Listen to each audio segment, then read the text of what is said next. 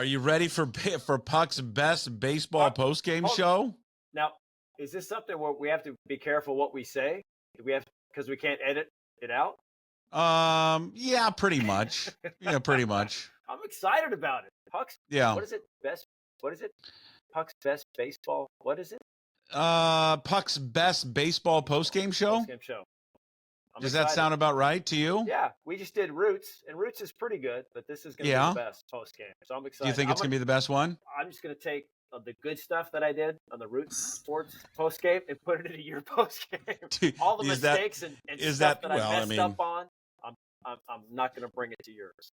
Well, it looks like it's live. This is unbelievable. I'm going to be honest with you. I don't know. I don't know how I did this. I'll be honest with you. I have no clue how I did it. So congratulations to me and to Brad. We welcome you in. It's pucksports.com live with the great Brad Adam.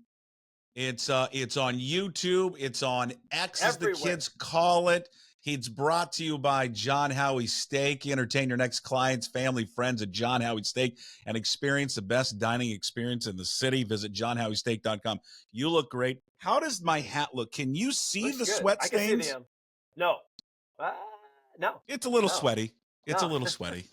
You were nervous about going on live today, weren't you? Well, because I last time we did this live with Divish. It was live on YouTube, but then I couldn't figure out how to go on Twitter. But I figured it out on Twitter what it was, so we went live. Divish. No, it was me. Had to be. Okay. I was getting echo. I was getting feedback. What was it? It's because I didn't hit the mute on Twitter. Oh, okay. Well, I wouldn't have thought of that either. I'm a village idiot. Village idiot. With you. So good for you. Okay, man. And you were here last night, right? I was there last night I wish I was there today. Why wouldn't you say hi to me? Well, because I had a 10-year-old who just wanted to get to his seat. He wanted to eat. He wanted ice cream. Did you see the ice cream I posted up on Twitter? What was that thing? It is right behind left center field. Did you ask for a double or a triple? No, that's the size. I'm like, are you salt sure? And straw? Salt and straw? No, it's not. No. It's not salt and straw. It's just it's unbelievable. Yeah, it was as big as like his torso. It was amazing. I've never seen anything that big in my life. Fantastic. And it was it's the best deal at the ballpark. It's $7. Wow, that is good. That could be like his whole meal. He didn't even eat all of it. He ate half of it and was like, "Yeah, I'm done now." I'm like, well, I don't want any because I'm freezing cold, so you got to eat it. All right, Mariners win 5-1. Unbelievable. They get the first sweep of the season. This is Puck's best baseball post-game show. You're going to spit that out real quick. Brad Adams here. Of course, his weekly appearance brought to you by John Howie Steak. We're live here on YouTube, also on X, pucksports.com. You can watch it later, replay on YouTube. Leave comments, subscribe, like everywhere. This will be podcast later on the audio version, Apple, Spotify, Amazon, YouTube Music, and our favorite, wherever you find your podcasts. They sweep them. They're playing better baseball. The Rangers won today, and I think last time I checked, the Angels were up. But they're playing better baseball, and they look good, and really no coincidence. Julio was great last night defensively, but starting now to hit the ball a little bit better. Yeah, he had a couple of doubles today. One was kind of a gift from Stuart Fairchild, an old kid and friend from Seattle Prep. Didn't make the play in his first double, but the second double was a line drive shot to right field. Good to get him going a little bit. Hitting leadoff today because Crawford was off. But we saw how good and what he means to this team, how good he is last night. Making those plays in that seventh inning, first the catch and then the throw to get Ellie De La Cruz, who's the fastest player in the league. That was unbelievable that he threw him out at third. And then for Fraley, our old Mariner friend, to help us out and slow up and not score. He's pretty good on the bases, don't you think? He's one of those guys. When I think of, he ran into 3 outs this series. So yeah. When I think of Jake Fraley, what I think of is a cerebral baseball player. That's well put. Yeah, I'm going to go with that as well. So that's good God. But Julio, even though he's not hitting for power yet or average, he's just starting to find the stroke. He's starting to get the ball in the air, and that's kind of what he does, right? April's always kind of a slow and a ground ball on this, a lot of strikeouts. He had 2 more today, but now he's starting to hit it. He's hitting the ball hard. Now we're going to start to see him hit the fly balls and start to take off. So the offense, Puck, they scored 5 today. They scored 3 runs yesterday and won. They struck out 15 times and won the game. They won 9-3.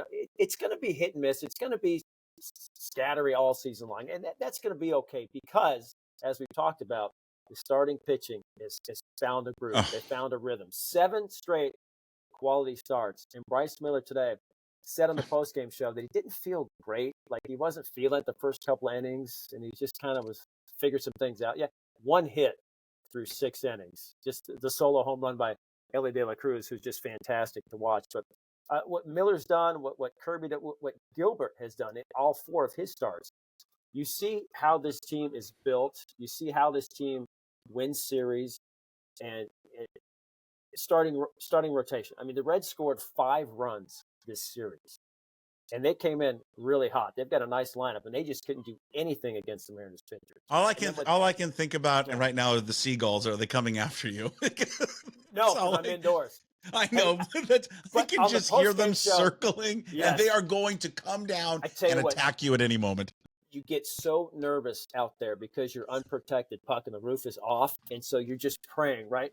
3 times they've hit the set. They've hit Kruger twice. Has it come? Ask him about it. Yeah, has it ever hit anyone during a live show? Oh yeah, it's hit the desk multiple times. I think, but not like you or Angie or whoever's on the broadcast.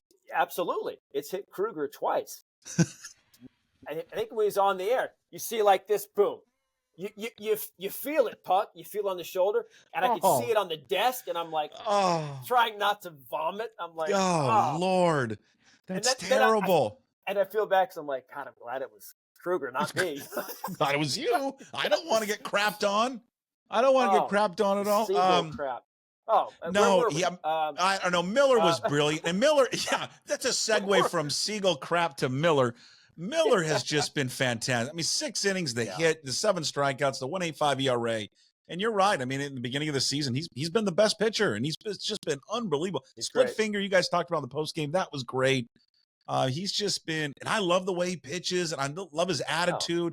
I love the way he looks. I love the way he sounds. I wish I could just sit with him and just, crush some beers and like put half a can of Kodiak in my lip and just talk about life. It's just everything about him. He's awesome. A Texas kid who just has fun out there and just figures it out on the fly. He also mentioned on the postgame show, he's not a big mechanics guy. He's kind of like, you and I are golf swing. Like, we don't record it and break it down and have swing teachers and gurus. You and I just go out and say, well, I'm hitting left today, so I better aim right. Or I'm hitting right today, I better aim this way. I just changed my grip. I changed the grip. That's what he does. He says he knows nothing really about mechanics. He doesn't pitch thinking about mechanics. He just figures it out as he pitches. Like, how great is that? That's so old school. I love that. He's the type of guy I would love to be a fly on the wall when one of these analytics guys come in and try to talk to him. Yeah. Hey, we've noticed that you get a little bit more break here and there, and can you look at some of these numbers? And he probably just tells him to F off, man. Leave me alone. Yeah. I'll just add a new pitch and I'll just use that and have no idea where it's going. The split finger, he says, a mind of its own. It goes this way sometimes. It'll break this way sometimes. I don't know. Yeah. I just kind of throw it. Well, see what happens. But you brought up a great point, though, and I think it's not only Miller. I think Kirby has a little bit of it. I think Gilbert does too. And you bring up I think a great thing with golf. It's this creativity. Yes. To decide on the fly what's not working. Let me change something. Let me use my creativity to change it. And then I don't need a lab. I don't need a video. I don't need an analytic person to tell me. I'm doing it by feel. I think of because we both love golf and you brought it up. I think of Scotty Scheffler. It's a guy who's not like, you don't have to put a bunch of videos in front of him and show him all this stuff. And he just, how did that sound off the club? I'll figure it out. And those 3 guys in particular, I think, embody that a lot. You go back to a guy I think who was the master of that in our favor is Felix Hernandez. Yeah. A guy who didn't worry much about who was in the box against him, didn't really worry about what they could hit. He would just throw his game, and then he liked to call it, you read swings. Jamie Moyer was the same way. you read swings, and if a guy's late, you keep throwing that fastball. And if the guy's on it, you speed him up. It's the art of pitching where it's not just believe me, analytics has a part in all this for sure. You want to know, what your strengths are, what their strengths are. But a lot of times guys just say, I'm going to pitch to my strength. And if he hits it, he hits it. If, he probably is not going to hit it like he normally does or like a team normally was. If I pitch, throw my stuff where I want it, it's hard to hit. And then you trust the defense. You start getting quick innings. You start getting deeper in games. And it sets up the bullpen perfectly for the Mariners. A huge difference, too. The Reds, they had 6 innings today from Abbott, their starter. The first 2 games, they had 6 innings combined. So their bullpen's toast, right? So the Mariners, on the other end, have deep starts. Their bullpen is nicely slotted. Who wants to come in and win to face these guys? It's a perfect situation. Starting pitching, Mariners have it again, and that's the strength and what they're built on. And just kind of be able to say, well, this isn't working, I'll try this, because hitters can adjust and say like second time through they're on you. Well, now the pitcher needs to adjust again. And that's what Miller can do. That's what Kirby can certainly do. I mean, heck, Kirby picked up a new pitch in the bullpen session. I know. Logan was great last night. He said, Kirby picked it up in a week, and it took me 2 years to pick up that slider. I mean, it's just amazing what these guys can do. Mid-game adjustments. It's huge. Brad Adam is with us, brought to you by John Howie Steak. Big thanks to John. It's our live, it's Puck's Best Baseball post-game show here. You can find it later if you're just joining us at pucksports.com. That's where all the content is now. Brad is there. Ryan Divish is there. We got Jim Duquette, MLB Network Radio. What else? We got Bill Kruger.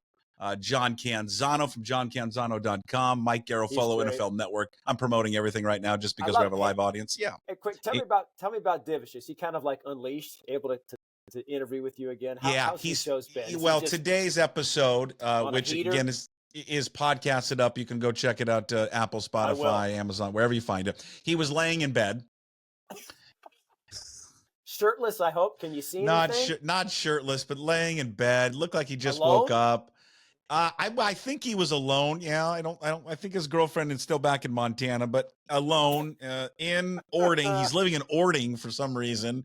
And then he's got some weird painting above his bed, this Japanese maple painting. And I don't know. I don't ask a lot Divish. I just say, hey, whatever, bud.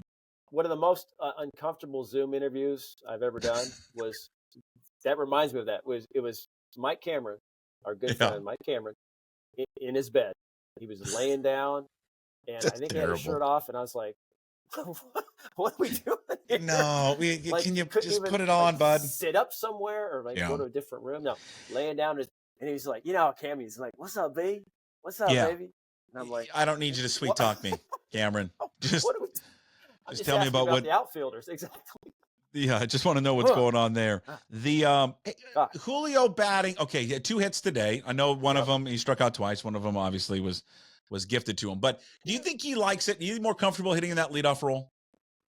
That's a good question. He certainly, liked that when he was there last year. But when JP got on such a great stretch and what a great season he had, Julio fit that second slot just well. But yeah, I think he does kind of like, being the guy to lead off and kind of set the tone for the offense. I think he's comfortable 1, 2, or 3, or 4.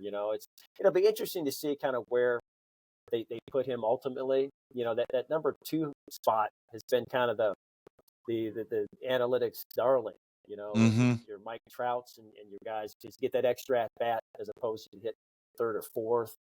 You have a chance maybe to drive in less runs. So it's kind of, I don't know, but it's all about ABs and with him it's just, I don't know. I think he loves being out there and loves playing in front of the crowd and being in the spotlight. But so different from when you and I were watching it, though, growing up. Oh, right? For sure. Like Julio, when we were growing, he'd be the number 3 hitter. Absolutely. Yeah, the 2 hitter is always the guy who could bunt. Right. Get the leadoff guy over to second, hit behind the runner, hit a ground ball to second. Yeah, it was very little power, is very nothing, And then, George Springer kind of was able to hit first or second with the Astros all those years and hit a lot of home runs. They're like, well, maybe we can put a power guy up first or second. And that's kind of where teams have gone. And Julio, I probably bounce, 1, 2, 3 for the next foreseeable future. But you're right. It was always like your best kind of hitter, third, your power hitter, it's 4, and then you go down from there. So the different. seagulls are coming after you, man. I'm telling you, they are circling right now. Brad Adam with us. Kruger. They're looking for Kruger, Root Sports. He's joining us on Puck's Best Baseball Postgame Show as the Mariners victorious there over the Reds 5-1. If you're just joining us and get caught up, you want to get caught up on it, it will be a podcast later up on all the platforms, Apple, Spotify, Amazon, YouTube replay, also up there at pucksports.com. We talked about Bryce Miller, great performance again for Bryce, the 7 strikeouts, 1 hit, 6 innings of work. Julio with the 2 hits. Haniger there with a hit as well. He continues to just have a great start to the season, Brad. And here's the thing that and I want to knock on wood because I hate even saying this about Haniger. It's not just, do you have wood there? Can you knock on wood too? Yeah, I got some. Yeah, just absolutely. Something. Because it's going so great for him right now. And and in the back of my mind, all I can think about, and I shouldn't even say it, is that something is going to happen and something stupid's going to happen. Right. Something bizarre is going to happen, right? He's going to get hit or he's going to slam his car, finger in the car door, just something stupid. Something. But you're right. It's so fun to watch right now. A healthy Mitch Haniger, 8-game hitting streak, another RBI single. I believe he's played in 18 of the 19 games. So he's only. You think he's playing? Did you envision he'd play this much? No. No. But when they got Garver to be the DH, you're thinking, man, that's going to be tough for Mitch Haniger, because he's going to have to play right field a lot. But they've given him a few DH days. It'd be nice to get Garver going like we saw today, his first home run. But Mitch, it has just been a perfect start for him. Team's turning things around. He's been just so good as we knew he would be in the clubhouse, and off to a fast start, which is great to see. And now you see the team feeling pretty good overall, right? It's not just the pitchers feeling good. Now the hitters are starting to contribute. Everything's kind of gelling. Off day, you go to Colorado, really bad team. You're thinking series win, maybe sweep, and get some big momentum going into Texas. That'll be a fun 3-game set next week, the defending champs. First time we've seen the Rangers this year. And again, just a game back in the West. So everything's working out well for the Mariners. And someone said, they asked me if they were going to, win the West, if you could take 90 games, this, that. You look at I don't think it's going to take 90 games, Tuck. I think. Well, not at this pace, for sure. 88 is going to win. You see what Houston is doing? Braves just swept them. So they're 6-13 or 6-14. Like, what? Yeah. Now, it's really early. I know that. And they are certainly not going to be below 500 this year. But for them to play 88-win baseball, I mean, they're starting to run out of time where they're going to have to start playing like 700 baseball for a few months to get. Yeah, the Mariners have been 500. So the Mariners have been gifted by the other teams not playing well to start this season because up until this series, they hadn't played well. And really, I think we talked about this maybe just, texting back and forth late night when we're in bed with our shirts off, is that they were lucky to be where they're at record-wise. Yes. Because the style of play and how they were playing, not indicative of their record, was much worse, actually. So because the other teams in front of them haven't done anything, and to no fault of like Jose Altuve for the Astros, who's killing it, but the rest of the team is not. They have allowed themselves not to get too far behind, and you're right. They're right there, and they're pitching.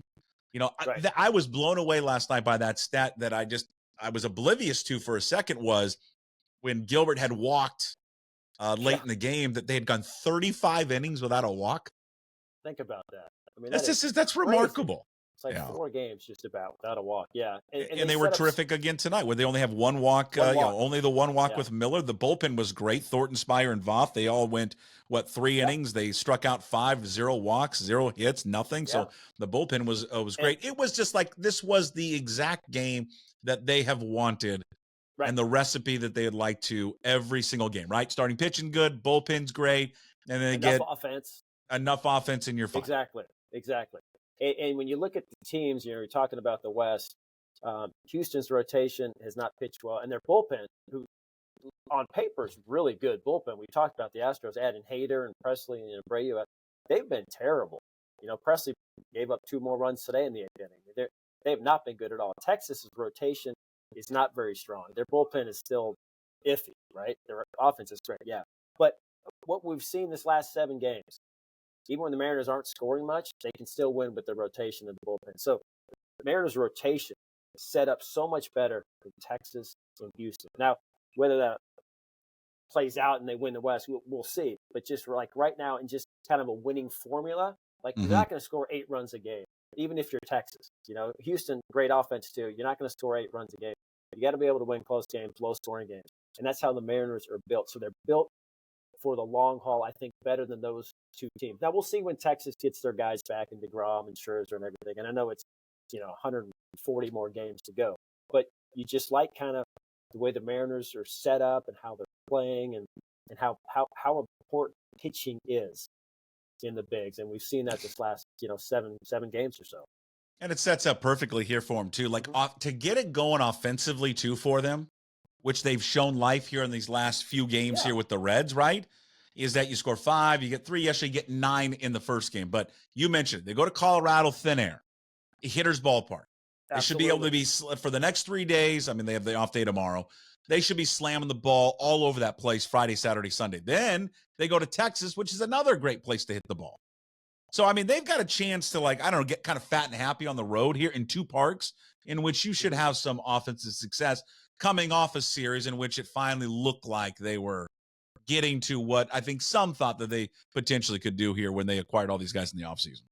Absolutely. You're looking at a, 4-2 road trip. You're hoping for a winning road trip and come back and face 2 good teams at home in Arizona and Atlanta. That's going to be really fun. The Kelnick return. I'm already looking forward to it. It's not Acuna or Olsen, but it's Kelnick and the Braves. I'm going to start promoting that. Yeah, forget Acuna. I'm going to just sub in Kelnick's name for Acuna. Well, that's what I didn't like when you guys were doing the promo on Root Sports, and I love all the fine people at Root Sports, everybody in front of the camera, behind the camera. Love you to death. You all talented. Get Acuna out of there. It's not Acuna. Put in Kelnick. Put in his image in there. Just do it. All right. Hey, getting back to the offense, my friend, I can't wait to interview him, by the way. That is the best pivot in the history of pivots ever. And let's try to get him to say something bad about Seattle. Well, of course I want him to say something. Doesn't everybody want him to say something? Just put a mic in front of his face. Anyway, offense. They've allowed the starters, this homestand, they've only allowed opposing starters to go 6 innings one time. That was today. Abbott looked pretty good today, going 6 innings. Before that, they've knocked the starters out early. The first game, Montas, 45 pitches in the first inning, 2 innings. Hunter Green, 98 pitches to get through 4. So what they're doing, even when, they're not maybe putting up big numbers and scoring like yesterday, only scored 3, but they're grinding at bats, getting walks. They had 7 walks, 7 more walks today. So the offense is putting pressure on even without putting up big numbers. And you knock the starter out, you get to that pen, especially early, you're going to have a lot of success. And they've done that. Keep the momentum going. Colorado, you mentioned, great place to hit. Texas, great place to hit. So, this could be the start of something. Because we talked about, when do they get it going? We know they had slow starts in April last couple of years. When did they get it going? Well, when does Julio get it going? And you see signs of everything coming together right now. Well, I think it's the decision of their new offensive coordinator to script the first 15 plays of the game. I think we saw that difference here in the Red Series. Would you agree with that? At-bats? Yeah, first 15 at-bats. I kind of like that. Yeah, that's great. That would be great if he did. Right? Hey, Skip, what's the difference? Well, we've been scripting the first 15 at-bats. How does that really work? You don't know what they're throwing, sir. That would just be the Hey, we were there yesterday, and I took the vampire, the 10-year-old, for one reason and one reason only, to go see the unbelievable physical specimen for my own eyes in Ellie De La Cruz. And I think if you believe in the Lord Savior Jesus Christ, when he delivered what I would like to create a baseball player to look like, it's that. Oh my gosh! Here you go, unbelievable. He is. I've only watched him on TV and highlights and all that, but to see him up close and personal is just, a thing of beauty, man. Think about this guy. Now, last year they played in Cincinnati, and JP called him an avatar. Like he couldn't believe, right? Like you said, you create this guy. He's like 6'6". He's got, think about it, and think how good Julio is in everything. He's fantastic, right? Yeah. Ellie's got more power. He's faster. He's got a better arm. It's like what? How is It's that, yeah, it's how could everything. I one mean, player? It's everything. And at 6'6", he plays shortstop. You see the play he made today in the hole. Haniger hit that ball. He goes he's way into left field, gets it, sets, and goes. He throws 95 plus. The relay throw last night to home last was night he had 95. Garver dead. He threw it Dead. so hard the catcher couldn't hold on Just to the dropped it. ball. Yeah. He's exciting to watch. Mm. Home run today. I mean, he's got unbelievable power and speed combo. It's fun to watch. I kept, secretly, especially when the Mariners were up and I knew it looked like they were going to win. You're like, Oh, okay, let's De La Cruz hit one in the gap, man. Just hit oh, in the gap. I And just that's all go. I wanted to see Go, last right? night at the Yeah. game. I just It's like wanted to see him. 5-1. Go. Yeah. Oh, I don't even care if it would have meant they won. I just wanted to see him run around the bases. I tell you, Like, there the was play part of made. me. Hey, It's so bad when he got right? thrown out at third. I was like, oh damn. I mean, that kind of sucked. How about I kind the of wanted to play? get in there. I know on Class A in Game 1 where he ranges and catches it covers like 114 feet. He's his top flight. Nobody makes that play. no, So he's it's great. fun to Hey, watch. good to see your guy Raleigh. You're Angie, who's crushing on the post game show, by the way. With the great, just how much she loves watching him hit, but hitting from the right side, something that she noted in the post game he doesn't do a lot, but that was a no doubter there for Cal Raleigh, and it would be nice to see his bat get going and the power that he can obviously more so from the left side, but I mean his power in general would just help this team tremendously moving forward. Yeah, I mean 30 home runs last year. He's one of the guys that has that power, and that's his second home run already right-handed. He had 4 last year, so halfway there, he's starting to get maybe more at bats right-handed, which is a good sign. But Well, I would be playing him every day. Well, it's hard to play a catcher every day. I know, well, I would with what's behind him. Yes, I'd be playing him every day. And they might end up doing that. But yes, with an off day, I'm sure he'll play the Colorado series because then there's another off day and then the Texas series. So he might play the entire road trip. So we'll see. But maybe you can slide him into DH once of those, get him off his feet a little bit. The other day, I know they had Rayleigh was at first base the other day, but a couple of days ago, I think there was a picture that surfaced from the pregame, and they had Garver taking some balls at first base. Have they talked about that at all? About mixing him in at all at playing first? I just. Or is there some trade secret you can't give up? The cat got your tongue there, Adam? Jesus. No, I think maybe he was just in an emergency situation. Just screwing around? Maybe, or if he's not playing, or if something happens to Ty, or they need a right-handed bat off the bench and Ty's out or something, or whatever, they pinch run for Ty. I mean, I don't know.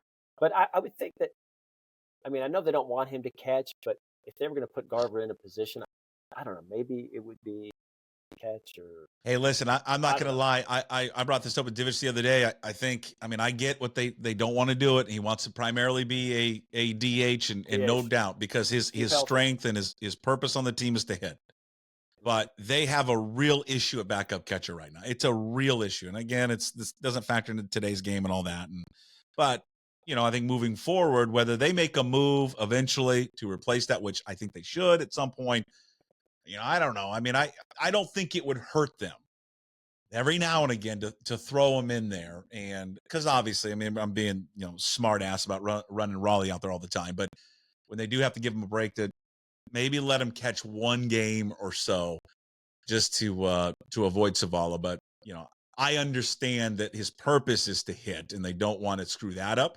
But I would just counter with, hey, he's DHing right now and he's not hitting, even though he had the home run today. I wonder with the guy. Yeah, and I wonder with a guy like him that, some of these guys, when they make that transition, right, you probably talked to Edgar about this and other DHs. Yeah. When you're used to playing, he wasn't playing every day, but when you're used to playing in the field and then you go to just being a DH and that's all you do, I don't know. I think that's a hard adjustment, is it not? Absolutely. It is. And, Nelson Cruz talked about that too, trying to figure out, and he talked to Edgar about it too, about a routine to figure out, what you do between at bats. Do you go to the cage and hit? Do you, look at video? Do you stay on the bench? Do you, just take some dry swings? It's a lot of time to just sit and figure things out. So, it takes guys a while to kind of, know what works for them, and I think he had some DH time with the Rangers the past few years that might have helped. But being a full-time DH, not many guys are full-time DHs anymore. No. And so that's a skill. And so, maybe he'll figure some things out, but not a bad idea to get him behind the dish. I don't know how that situation is going to play out, but it's a slow start for sure for Zavala. He hasn't caught very well. Some of their pitchers have had tough times pitching to him. That too. Yeah. So yeah, that's. Did Garver do any in spring training? Did he get behind there at all in any game? Boy, I don't. You think a couple of guys doing Puck's best baseball postgame show would know this? That. I don't know that. I don't know. I'm going to say no. Yeah, probably, right? I bet he did. I would think maybe they got in there for a couple or something. I don't know. Let's just make it up as we go. It doesn't matter. Exactly. No one's going to fact check us on this type of stuff. My God, no one's watching or listening anyway. So what matters? All right. Hey, we'll cut you loose. Thanks for being on the. Yeah, we're 30 minutes in. We don't know anymore. People will tune out after 30 minutes. They're like, I'm out. Well, you owe me something, right? Because I correctly predicted the Masters winner. Because we took Scheffler off because that's too easy. Like UConn and basketball. Who cares? Did you go with Oberg? Oberg. I did. Is it Oberg or Oberg? Oberg? Yeah. Well, I don't. I've heard it both ways. Second, one was Oberg, one was Oberg. Hey, but that's basically first because we took Scheffler out. So I picked the Masters. What would you like? Gift card from John Howie Steak? Maybe a gift card from John Howie. And tell him to come by my table and say hello. Yeah. Next time you go there. 6 years, never met him. I love when you tell that story when you go there and like, hey, excuse me, is John Howie here, please? Excuse me, who are you? Yeah, no, we're not going to bring him by. He's never there. He sponsors my radio show. Sponsors me, Brad Adam, kind of a big deal. No idea who I am. But no I'm glad clue. He knows you. He thinks you cover the Seahawks. For God's sakes, man. You're the best for doing this thing. Staying late with the Seagulls in the background, the press box, Root Sports. Day off tomorrow. Then it's a 5:40 start against the Rockies. Pre-game will be at what time on Root Sports? What time's the game? 5? It's 5:40, Brad. 5:40, so 5. Hey man, that's 2 days from now, man. Okay. I'm in off mode. Good, as you should be. So 5:40 first game. Brad may or may not be there at 5 on Friday there on Root Sports. Brad, you are the best. Thanks for doing it. It's all brought to you by John Howie Steak. Brad, normally, if you're watching this for the first time, you're like, where have you been? Well, I'm on my own thing now, pucksports.com. Brad joins us every Wednesday on the program. His episode's released at 1 o'clock. And then when they're day games like this, especially it's always on a Wednesday, killing us. We flip-flop. Brad doing the post-game show, and then Divish does the pregame, and then somebody else does the pregame and postgame. So Divish was on earlier today. It's up at pucksports.com, Apple, Spotify, Amazon. You can just go in the bio here on Puck 2040 on Twitter. You'll find all of that stuff. And Divish lying in his bed under a painting of a Japanese maple, getting ready to fly to Denver, Colorado. And I informed him when we were doing the show that, Alaska canceled all their flights. Or at that point, they were going to cancel all of them. But I think he got off. He's going to land there in Denver. So Brad and Divish are on Wednesdays, and then Divish comes back on Friday. But all episodes on pucksports.com drop at 1 o'clock. You are the best, my friend. We'll talk to you soon. Awesome. Thank you, Puck. Appreciate it, buddy. Thank you for watching. Thursday's show will include a visit with Mike Garofalo, NFL Network, brought to you by Hartley and Hartley Insurance, and also Zogs on Fox Island. Also a visit with Rob Staten, Seahawks Draft blog. Rob, brought to you by Superior Linen Service. We'll talk to you then. As always, we promise to be better. No shoes, no dice. Would anybody like to smoke some pot? Yeah. I was born to love you. I was born to lick your face. I was born to rub you. But you were born to rub me first. What do you need my address for?